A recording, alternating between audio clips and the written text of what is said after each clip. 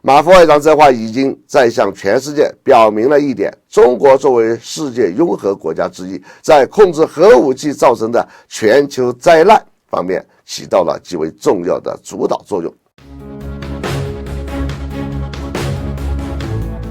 大家好，我是罗富强，欢迎来到富强观察室。本期我们聊的话题是中国关于核战争的最新主张。元旦节假期的最后一天，也就是1月3日，中国外交部副部长马朝旭就5核国领导人发表防止核战争联合声明，接受总台央视记者采访。这一次采访完全可以肯定，马副外长代表中国政府公开了中国关于核战争的基本主张，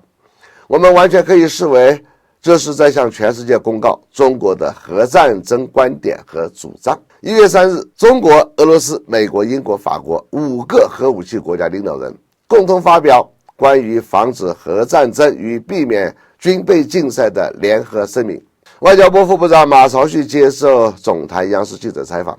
介绍联合声明的重要意义和中方所作努力，以及中方关于加强核领域全球治理的主张。中国外交部副部长马朝旭在接受采访中表示，新年伊始，中俄美英法5个核武器国家共同发表关于防止核战争与避免军备竞赛的联合声明，强调核战争打不赢也打不得，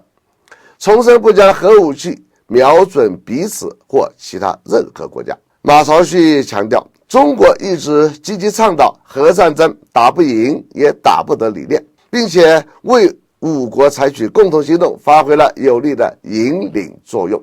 在联合声明磋商过程中，中方还推动写入重申不将核武器瞄准彼此或其他任何国家等重要内容，为5国达成一份内容积极有分量的声明起到了重要的推动作用。请各位注意，马副外长这段话里面释放出的信息有这么2个很重要的概念。第一，中国一直积极倡导核战争打不赢也打不得理念，并且为5国采取共同行动发挥了有力的引领作用。第二，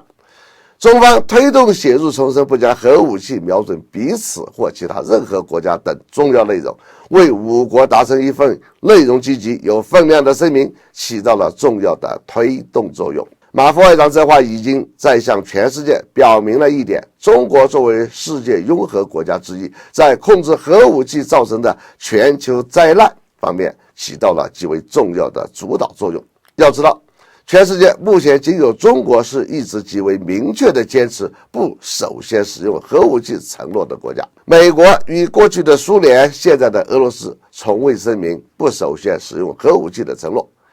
一直都在奉行核威慑战略。而这一次，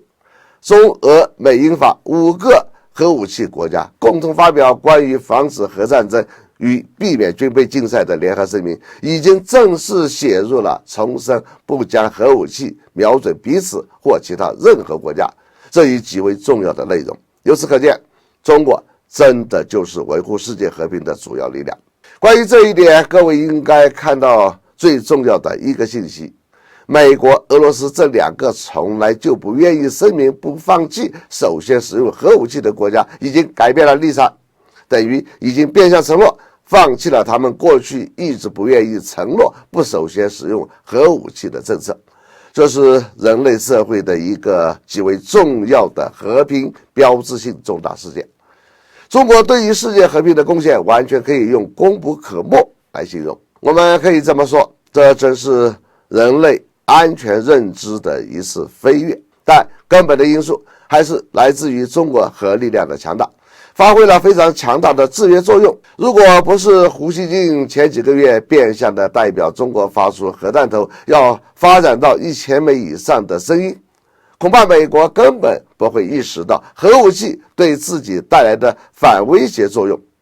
还会一直认为只要自己掌握最强的核威慑力量，全球都将因为畏惧美国的核力量而屈服。要知道，当今中国的运载火箭技术已经世界一流，美国已经失去了核威慑优势。无论美国的拦截系统有多么厉害，但中国的核导弹一样可以成功突防。美国就将重蹈当年日本的广岛和长崎那样无数倍的悲剧。这才是关于防止核战争与避免军备竞赛联合声明已经正式写入，重申不将核武器瞄准彼此或其他任何国家的根本原因。好，本期话题就到这里，下次再见。